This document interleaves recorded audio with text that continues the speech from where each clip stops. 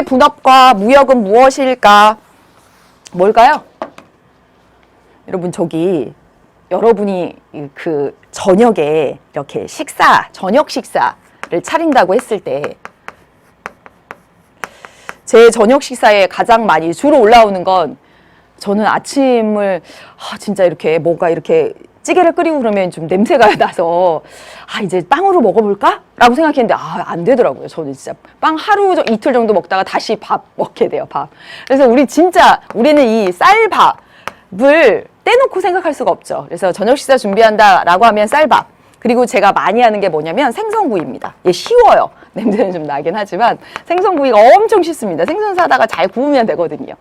생선구이하고 그다음에 반찬 얘네들 어디다 담죠? 그릇에다 담아야 되겠죠. 그래서 저녁 식사 준비하려면 이 정도 김치 꺼내고 그렇습니다. 그래서 내가 이 저녁을 먹기 위해서 저 쌀농사 짓나요? 저 주말마다 생선 잡으러 가요. 주말마다 녹화 끝나고 나면 이 저녁상을 위해서. 그리고 시간 날 때마다 가서 그릇 만드나요? 도자기 막 이렇게 빚나요? 너무 말도 안 되는 얘기 제가 하고 있죠. 그렇습니다. 우리가 한 끼의 식사를 위해서 일부러 쌀농사도 짓고 생선 잡으러 이렇게 낚시하러 가지도 않고 그릇 다 만들고 그렇지 않습니다. 제가 쌀농사를 짓는 농부라면 쌀농사를 지어서 저는 이걸 전담해서 이걸 팔아서 생선 사오고 그릇 사오고 하는 거죠. 또 그릇을 만드는 사람은 그릇 전담해서 만들어서 그걸 팔아서 쌀 사오고 생선 사오고 하는 거죠. 그겁니다. 그게 국제 분업이고 무역이에요. 이걸 세계로 확장시키면 되는 겁니다. 그래서 세계로 확장시킨 것이 국제 분업과 무역이죠. 그래서 각 나라가 자신들이 생산한 상품이나 서비스를 다른 나라에 사고 파는 국제 거래다. 이게 바로 무역이죠, 무역. 이 무역을 하다 보면 당연히 뭐가 촉진될 수밖에 없냐면 사고 팔다 보면 처음에는 제가 쌀 농사 지으면서 콩도 해서 콩도 팔고 쌀도 팔다가 나중에는 그냥 쌀 농사만 지을까? 콩은 그냥 사다 먹는 게 낫겠어. 이렇게 할 수 있습니다. 그래서 이렇게 사고 파는 국제 거래가 활성화되게 되다 보면 나는 쌀만 농사 지을래. 나는 콩만 지을 거야. 나는 사과나무만 해야지 라고 분업을 촉진합니다. 그래서 이 무역이 국제 분업을 촉진시켜요. 그래서 한번 읽어볼까요? 각 나라가 무역에 유리한 것을 맡아서 특화해서 생산하는 것을 국제 분업이라고 말하는 거죠. 외우거나 그럴 필요가 전혀 없습니다. 그래서 우리나라의 경우를 보면 주로 어떤 상품을 지금 특화했을까요? 진짜 대단합니다. 우리 교과서 한번 보시면요. 교과서 보면 144쪽 제일 아래 시사자료실 한번 보세요. 1960년대만 해도 우리나라가 원래 가지고 있었던 자원, 무연탄 또는 이 바닷가의 오징어가 굉장히, 지금은 오징어 진짜 안 잡힌다고 하더라고요. 오징어, 원래 있는 것들을 잡아서 그냥 팔았어요. 그러던 것이 점점 가서 2000년대부터 보면 무선 통신기기나 자동차나 특히 반도체 이런 것들을 특화해서 수출하는 그런 나라가 되었습니다. 그래서 우리나라는 주로 이렇게 반도체나 또는 이런 것들을 수출하고 가전제품은 미국에서 1등이 우리나라 거. 어떤 기업일지 상상이 되시죠? 우리나라 기업이 1등이고요. 2등은요? 2등도 우리나라 기업이랍니다. 우리나라의 여러분이 알고 있는 그 기업 순위가 그대로 미국에서, 그만큼 가전제품도 미국사회에서. 우리나라 화장품, 저희 어렸을 때 아니고 막 이제 직장 생활을 시작했을 때 돈 벌면 막 외국의 좋은 화장품, 그 유명한 브랜드 막 이런 거 되게 쓰고 싶어 했었어요. 되게 비싼 거 막. 근데 요즘 대부분 어떤가요? 우리나라 사람들. 이 우리나라 화장품 진짜 많이 씁니다. 정말 기술이 너무 좋아져서 K-뷰티 산업이라고 한대요. 그래서 EU에서는 우리나라 화장품이 일본의 화장품을 추월한 상황이라고 합니다. 그래서 그런 상품에 대해서 우리나라가 특화해서 수출하고 있다면 바나나는 우리나라에서 생산할 수는 있을 거예요. 그런 환경을 인위적으로 만들어서. 그렇게 하는 것보다는 수입해 오는 게 훨씬 저렴하죠. 그래서 바나나 같은 거 수입하고, 체리도 수입하고, 그리고 석유도 수입하고 이렇게 합니다. 그게 훨씬 이익이라는 거죠. 그래서 지금 사실 다 말한 겁니다. 국제 분업과 무역이 필요한 이유는 무엇이냐? 각 나라마다 가지고 있는 자원이 다르고 기술이 다르고 또 자본이 다르기 때문에 어떤 걸 특화해서 우리가 전담하고 그리고 다른 것들은 사오는 게 훨씬 더 유리하기 때문입니다. 그래서 교과서에 볼까요? 142쪽에 그런 그림이 있습니다. 여기 있어요. 나라마다 대표적인 수출 품목이 다른 이유는 무엇일까? 여기 했더니 여기 나라에서 우리나라가 세계적인 포도주 생산국이 될 수 있었던 것은요. 덥고 건조한 기후 덕분이에요. 뭐 이탈리아나 이런 데 가면 굉장히 이러한 기후 조건을 가지고 있죠. 그래서 덥지만 비가 많이 안 오는 그런 기후 조건에 따라서 포도나 이런 것들이 아주 오렌지나 이런 게 잘 자랄 수 있습니다. 그런 기후 조건이 있었고요. 이 지역은요. 우리는 카카오를 주로 생산하는데 열대기후와 값싼 노동력, 어떤 생산 요소를 가지고 있느냐도 영향을 끼치잖아요. 우리나라에서 카카오 생산하기 어렵습니다. 커피는요? 그렇죠. 커피 원두를 차라리 수입하는 게 더 낫죠. 그래서 노동력이 풍부해서 동남아나 중국 이런 데서는 주로 옷을 만들어서 노동력이 풍부하다라고 하는 생산 요소의 차이. 그 다음에 우리나라는요, 첨단 기술이 발달해 있기 때문에 기술, 노동력 또는 이렇게 기후 조건, 자연 조건 이런 것들의 차이에 따라서 생산 품목이 달라지게 되는 겁니다. 여기요, 날씨가 건조하고 초원이 많아서 이러한 기후 조건, 자연 조건이 양모 생산하게 했고요. 우린 선진 기술을 많이 보유하고 있어요. 미국인가요? 네. 그 다음에 이 아래는요. 우리나라는 세계 구리의 30%가 여기 주로 매장되어 있습니다. 그래서 결과적으로 보면 노동력이나 기술 등의 생산 요소의 차이 또는 기후나 이런 거 자연 조건의 차이 이런 차이들이 바로 따로따로 각각 다른 상품이나 서비스를 생산하도록 하게 된 겁니다. 그래서 볼게요. 무역이 필요한 이유. 지금껏 말했습니다. 뭐의 지역적 분포의 차이 때문에? 생산 요소에.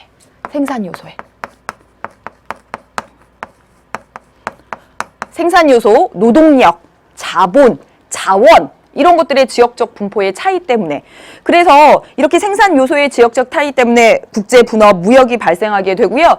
그래서 우리는 우리나라에서 얻기 힘든 물건을 외국으로부터 가지고 올 수 있게 되는 겁니다. 무역이 존재하기 때문에. 그래서 커피도 카카오도 뭐 이렇게 가지고 오게 되는 거죠. 와인도 수입해서 먹고. 물론 우리나라 이제 와인도 만들긴 하지만.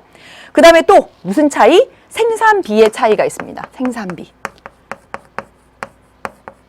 그래서 생산비의 차이는 여기 앞에서 보셨죠? 특히나 여기 동남아나 중국에서 노동력이 매우 풍부해서 주로 옷을 만들어서 수출해요 라고 얘기하고 있습니다. 그래서 그런 나라에서는 생산비, 그와 관련된 생산비가 저렴하기 때문에 옷을 만들어서 수출하고 더 잘 만들 수 있는 물건을 생산해서 수출해서 이익을 발생시키는 거죠. 이익을 발생시키는 겁니다. 그래서 국제 분업과 무역이 필요한 그 원인은 생산 요소가 지역적으로 다르고 그리고 생산비가 다르기 때문입니다. 다음 페이지로 넘겨보도록 하겠습니다. 그렇다면 어떤 상품을 전담해서 이렇게 수출하고 수입하면 되겠습니까? 이거 너무 쉬워요. 당연히 한 나라가 어떤 상품을 생산하는데 비용이 적게 드는 것을 특화해서 수출하고 많이 드는 건 수입하면 되겠죠. 그 이론을 무엇이라고 말하냐면 이걸 바로 절대 우위 이론이라고 말합니다.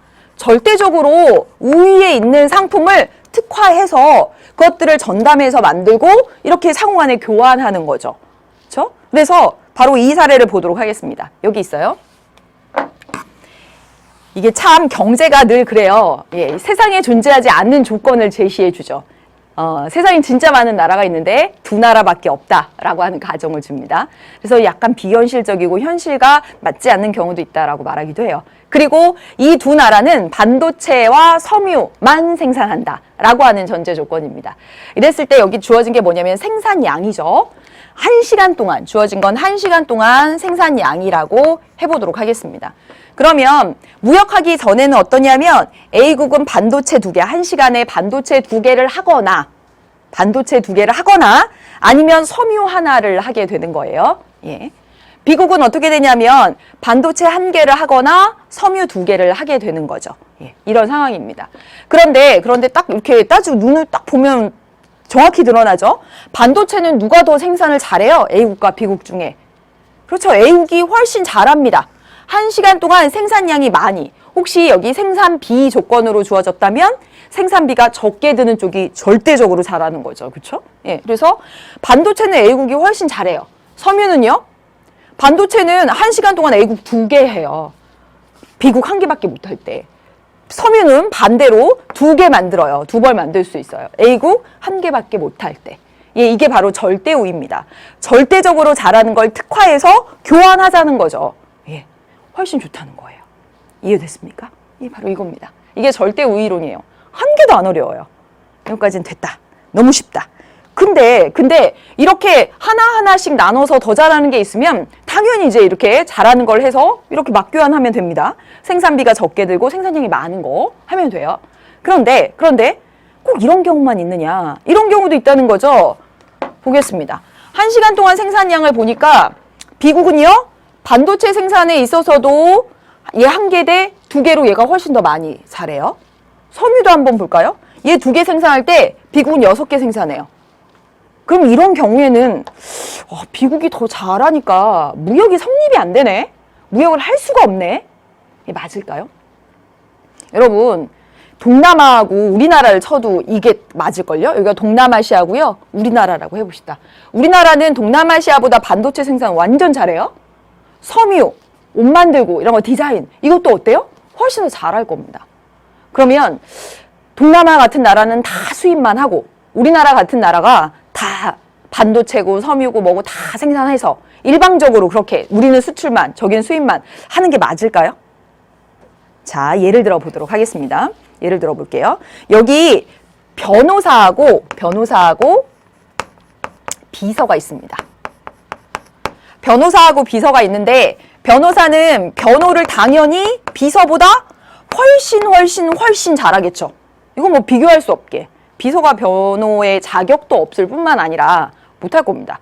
그런데 타이핑 하는 거, 이제 변호하려면 무수히 많은 문서 이런 것들을 작성해야 되거든요. 그런데 보니까 시간당 타이핑하거나 막 이런 속도 내지는 문장을 쫙 이렇게 정리하고 문단을 탁 나누고 하는 것도 변호사가 더 잘하는 거예요.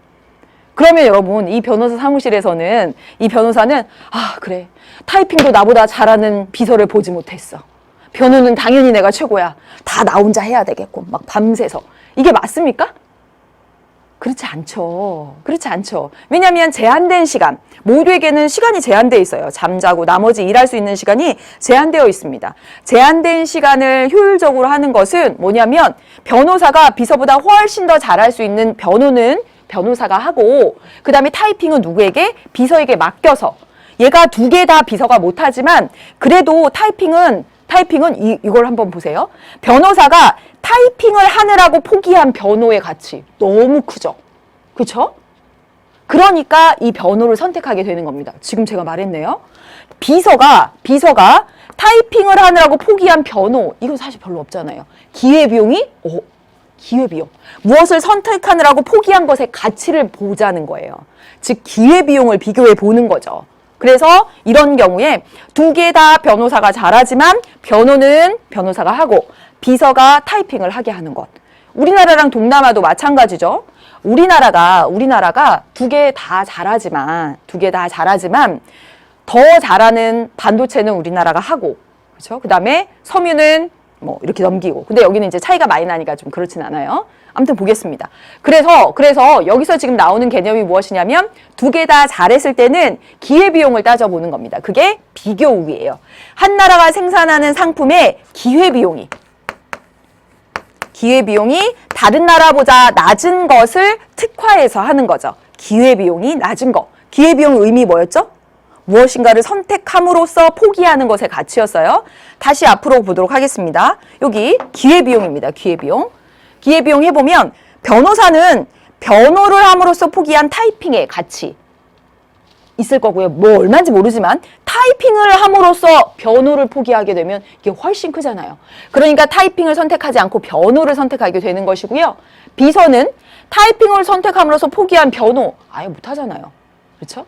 그러나 변호를 선택할 수도 없지만 그래서 이렇게 하나씩 맞춰서 기회비용을 따져서 하는 겁니다. 그래서 이 기회비용의 개념을 다시 한번 보도록 하겠습니다. 여기도 기회비용. 참 어려운 거예요. 예, 이 정도면 참 어렵습니다. 그래서 여기 가서 볼까요? 반도체를 하나 생산하느라고 포기한 것은, 왜냐하면 자원은 한정되어 있으니까 시간은 1시간 동안 반도체 하나를 생산하거나 섬유 2개를 생산하는 거거든요. 따라서 반도체 1개에 대한, 만약에 내가 반도체 1개를 하기로 했어. 반도체 1개를 선택하면 포기한 기회비용은 얼마? 섬유 2개가 되죠. 섬유 2개. 예, 이렇게 됩니다. 여기도 해볼까요? 만약에 A국에서 섬유 하나를 생산한다면 기회비용은 늘 하나의 재화에 대해서 따져요. 섬유 하나를 생산한다면 반도체는 몇 개 포기할까요? 섬유 하나 생산하느라 2개 생산할 때 하나 포기하니까 하나 생산할 때는, 그렇죠, 반도체 반만 쓸게요. 2분의 1개를 포기하게 되는 겁니다. 됐나요? 또 해봅시다. 여기 비국에서 반도체 하나를 생산할 때 섬유 몇 개 포기할까? 반도체 2개 생산하느라고 섬유 6개 생산 못하죠? 제한된 시간 1시간밖에 없으니까. 그러면 반도체 하나 생산하면 섬유 몇 개 포기해요? 그렇죠, 3개 포기합니다. 그 다음에 여기 보도록 하겠습니다. 여기 만약에 비국이 섬유를 생산해요. 섬유 1개 생산하는데 반도체는 몇 개 포기할까요? 어렵나요? 그렇지 않죠? 생각해 보세요. 여기 3개 생산할 때 하나 포기합니다. 6개 생산할 때 2개 포기하는 거고요. 3개 생산할 때 하나 포기하는 겁니다. 그럼 여기 하나 생산할 때 반도체 3분의 1개 포기하는 거죠. 그렇죠? 그래서 뭐 따져봐라? 기회비용 따져봐라 라고 했습니다. 반도체 하나를 생산하는 걸로 선택하면 기회비용이 A국은 섬유 2개고 얘는 섬유 3개야. 둘 중에 누가 기회비용이 커요? 이거 크죠?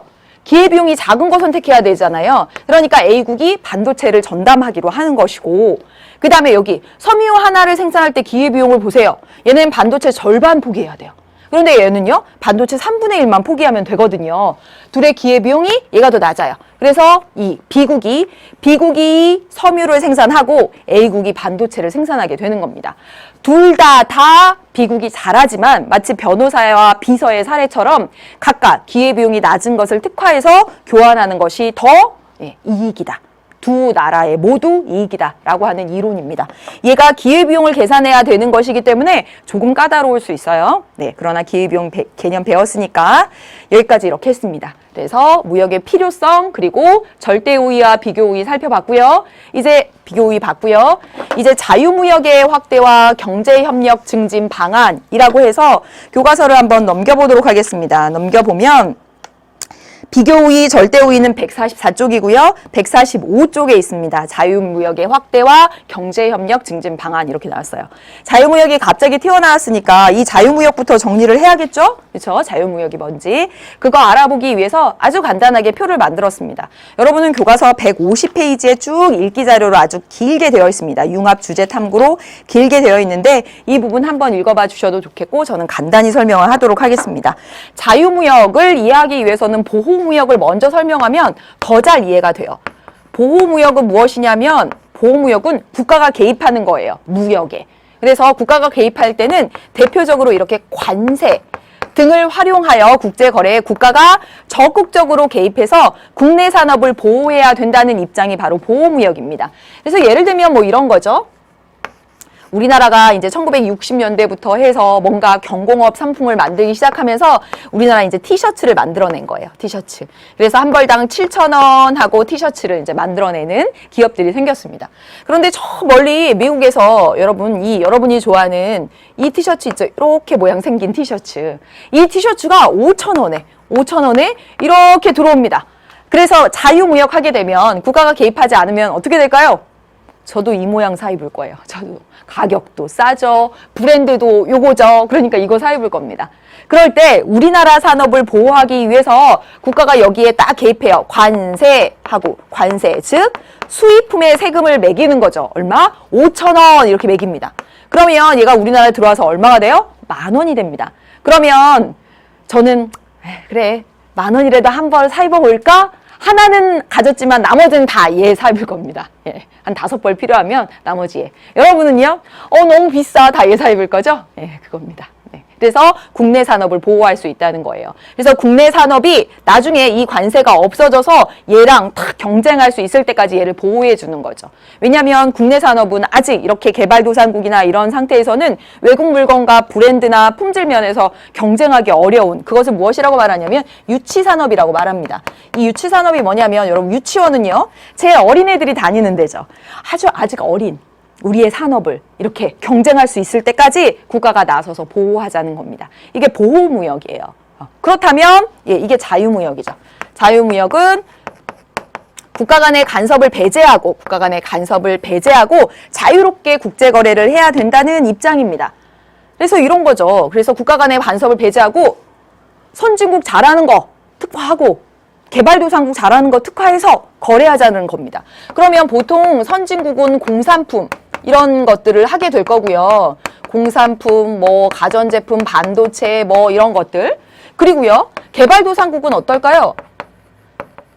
개도국은 이런 공산품으로 이 티셔츠 하나도 경쟁하기가 어려울 수 있어요. 그러니 뭐 전자제품, 자동차 이런 것들을 시장에 가서 국가가 개입하지 않은 상태에서 이렇게 자유 경쟁하면 이길 수가 없습니다.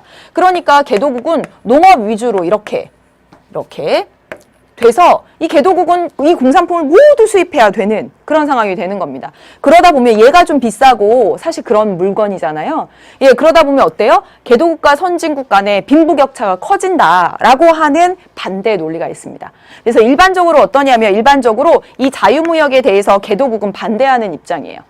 그래서 이 자유무역은 선진국들이 주로 찬성하는 그런 입장이 되고, 보호무역은요, 우리나라가 외국 물건과 경쟁할 수 있을 때까지 국가가 이렇게 좀 보호해줘야 돼 라고 해서 이 개도국이 보호무역을 찬성하는 그런 쪽의 입장입니다. 그런데 요즘 트럼프 대통령이 많은 이제 정책들을 내기도 했고요.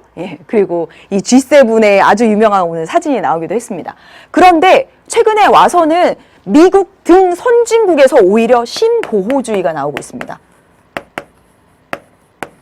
이 신보호주의의 보통은 자유무역은 선진국에서 주장하는 것이고 보호무역을 개발도상국에서 주장을 했는데, 이 새로운 보호주의는 미국 등 선진국에서 주장하게 된다는 거죠. 그 미국 상황을 보면 이 자동차나 가전제품 이런 것들은 거의 미국 상품이 이 자유무역 상황에 딱 놓이고 보니까 자동차도 미국 자동차가 국제사회에서 오히려 게임이 안 돼요. 가전제품도 그렇습니다. 철강 제품 막 이런 것도 그래요. 그래서 미국이 어떻게 했냐면 철강 관세 완전 높게 매긴다고 했는데 우리나라 뭐 제외해주고 막 이랬잖아요. 그런 겁니다. 그래서 신보호주의라, 왜 미국에서 이런 신보호주의의 흐름이 나타나냐면 자동차도 가전도 철강도 이 자유무역 상황에서 국가가 개입하지 않으니까 오히려 자국의 이런 산업들이 이렇게 침체되어 가면서 실업이 늘어나고 소득이 줄어들게 되니까 이제 국가가 나서겠다는 거죠. 그래서 선진국에서 오히려 보호주의의 목소리가 나타나는 것을 신보호주의라고 한다라고 했습니다. 아무튼 이러한 선진국들은 자유무역 하자라고 하는 걸 아주 오랜 시간 동안 국제질서 속에서 주장해 왔습니다. 그런 것들이 나타난 대표적인 기구가 바로 세계무역기구예요. 그래서 다시 145쪽에 보면 여기 세계무역기구. 세계무역기구 WTO라고 많이 들어봤을 겁니다. 1995년에 국가 간의 무역 장벽을 제거하자, 자유무역하자라고 해서 설립된 국제기구입니다. 그래서 여기서는 국제거래 시 지켜야 될 규칙 정해져 있고요. 그 다음에 무역 마찰을 조정하는 그런 조금 그 규제력 있는, 강제력 있는 그런 영향력을 행사하고 있습니다. 그래서 세계무역기구가 생긴 이후에는 농산물, 서비스 등 국제적으로 거래되는 모든 상품과 서비스의 시장 개방을 전면적으로 이루어지고 있는 그런 상황입니다. 이게 이제 세계의 흐름이죠. 선진국이 만들어 놓은, 잘 사는 나라들이 만들어 놓은 국제 질서였어요. 그런데 이제 미국과 같은 나라들이 이렇게 해보니까 오히려 이상하네 하면서 신보호주의가 나왔다는 거죠. 그래서 이게 전 세계적인 차원에서 뭔가 그 자유무역의 흐름이라면 FTA라고 하는 것은 개별 국가끼리 맺는 즉 경제적 이해관계를 같이 하는 특정 국가, 개별 국가끼리 맺는 자유무역하자는 협정입니다. 그래서 상대국에서 수입하는 물품의 관세를 낮추어서 자유롭게 상품과 서비스의 수출입 거래가 이루어지도록 하는 협정이에요. 자유무역 협정의 대상은 상품 비롯해서 서비스, 투자, 지식재산권, 환경, 노동 기준까지 이렇게 확대되고 있는데 뭐 대표적인 예로 하면 한국과 칠레 사이에 한칠레 FTA라고 있어요. 자유무역 협정 칠레. 그래서 주로 우리나라는 공산품을 이 칠레로 수출하고요. 칠레에서 그때부터 해서 칠레 와인, 체리 이런 것들이 값싸게 들어오게 됐습니다. 이제 그러다 보면 우리나라의 이제 농산물 관련된 그런 분야에는 아무래도 타격이 있었겠고요. 그러나 뭐 자동차, 뭐 공산품, 가전 뭐 이런 분야에는 또 이제 청신호가 켜지기도 하고 뭐 그랬었죠. 이런 것들 개별 국가 간의 자유무역을 맺자라는 협정을 FTA라고 말합니다. 그래서 145페이지까지 해봤고요. 오늘 한 내용 여기까지입니다. 이 내용들을 한 판으로 정리하고 문제에 적용해 보도록 하겠습니다. 가겠습니다. 여기 있습니다. 무역은 국가 간의 상품이나 서비스를 서로 이렇게 거래하는 거예요. 예, 거래하는 겁니다. 그래서 그렇게 거래하다 보면 자국의 자원 또는 기술, 자연 환경 뭐 이런 것의 수준에 따라서 어떤 상품을 전담해서 특화해서 이렇게 거래하게 됩니다. 그래서 무역이 국제 분업을 촉진시키죠. 촉진시킵니다. 이 국제 분업, 무역과 관련된 이론에는 절대 우위 이론이 있고 그리고 비교 우위 이론이 있었습니다. 절대 우위 이론은 뭐예요? 절대적으로 생산비가 낮은 품목을 특화해서 하면 돼 이거였습니다. 그런데 앞서서 사례에서처럼 한 나라가 반도체도 섬유도 다 잘 생산하는 거죠. 그럼 이때는 무역 안 해야 됩니까? 아니라는 거예요. 비교적 더 잘하는 것을 특화하는 거죠. 이때는 무엇을 살펴본다? 기회비용을 살펴본다는 거예요. 무엇을 선택함으로써 포기하는 것의 가치가 너무 크면 안 되는 거죠. 그래서 기회비용이 낮은 것을 비교해서 하나씩 특화하는 게 비교 우위론이었습니다.